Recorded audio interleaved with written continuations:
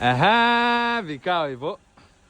So kama kawaida ninavyosemaga jamani, sio lazima kwamba tunakuja garage tunakuja kutengeneza magari. Sasa ingine tunakuja kutembea, kuenjoy na kukutana na watu.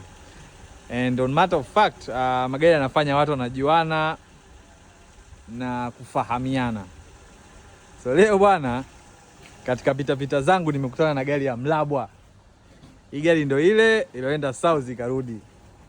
Nikaiangalia hii gari. Nikaipitia.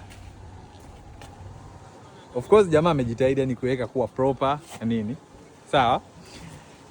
Alafu nikajifikiria, yani wanaume wa huyu mwana. Imagine gari ilivyokuwa basic hivi. Imesafiri kutoka Dar es Salaam mpaka South, imeenda karudi. So nilipokuwa hapa nikaanza kufikiria, yani just imagine idea kusema kama naenda South na gari kama hii. Of course plate number A. Na iende irudi. Wazee huyu jamani mwanamume, yani Mlabwa ni mwanamume wazee. Lakini kinachonivutia zaidi mke wake. Imagine gari kama hii.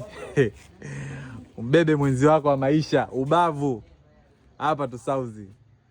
Mimi tu mle kuna tinted mpaka mbele lakini watu hawapandi.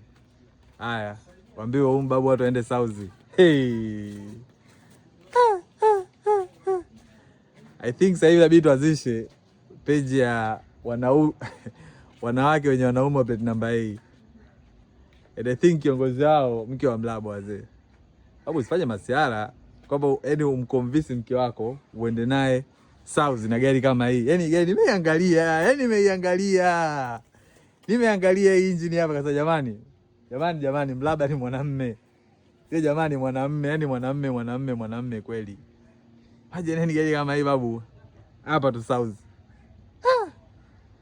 Wazee, kwa heshima ya Mlabwa, nataka nifanye project moja ya 190 na mimi. Niweke engine hii 602.